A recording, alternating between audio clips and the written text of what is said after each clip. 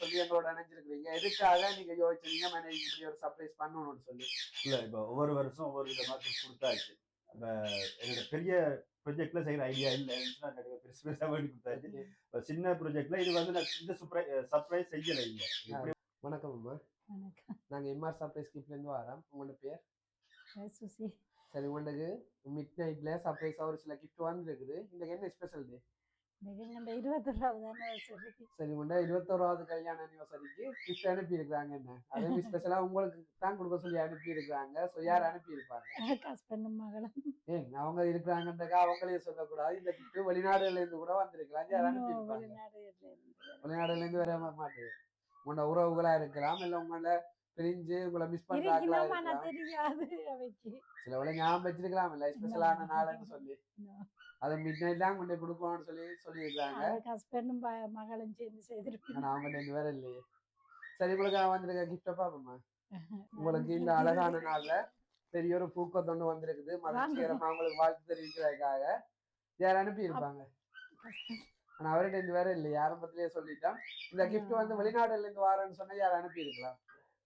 உண்ட கணவர் அருகிலேயே இருக்காரு, ஆனா அவர்கிட்ட இருந்து வேற இல்ல. சில இந்த கிஃப்ட் வந்து வெளிநாடுல இருந்து வந்திருக்கு. ஸோ யார் அனுப்பி இருக்கலாம்? கனடாவில இருந்த அண்ணன் தம்பி. அவங்களோட பேர்?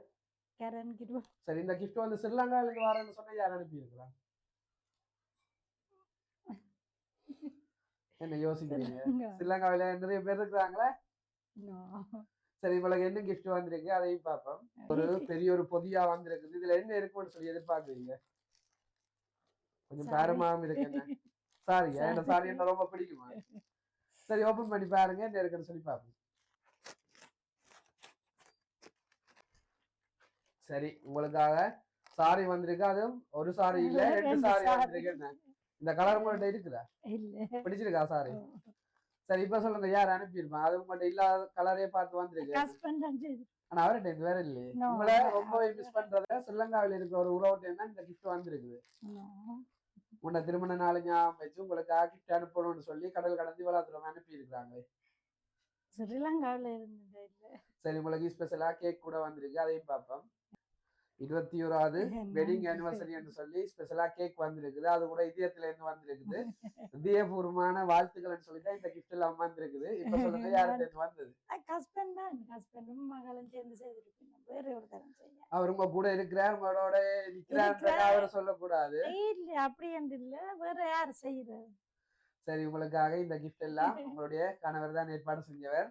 உங்களுக்கு எல்லாமே சர்ப்ரைஸா ஆல்ரெடி கொடுத்துட்டாராம். ரெண்டாலும் இந்த மகிழ்வான நாளையில கட்டாயம் உங்களை சர்ப்ரைஸ் பண்ணணும், உங்களை கிஃப்ட் கொடுக்கணும்னு சொல்லி தான் எங்களை இன்வைட் பண்ணவர். சோ சந்தோஷமா? ஓ சந்தோஷம். எதிர்பார்த்தீங்களா? கஸ்பண்ட் இப்படி எதிர்பார்க்க இல்ல. அவையல் இப்போதைக்கு வர சொல்லி கூப்பிட்டு வீட்டுல வர சொல்லி கூப்பிட்டவே. ஆனா சரி, கூடியளவுக்கு நீங்க நிக்க மாட்டீங்கன்னு சொன்னவர். எப்படியும் உங்களை இந்த டைமுக்கு இங்க நிக்க வைக்கிறேன்னு சொல்லி சொன்னவர். சோ என்ன சொல்ல போறீங்க ஸ்பெஷலா உங்களோட கணவருக்கு?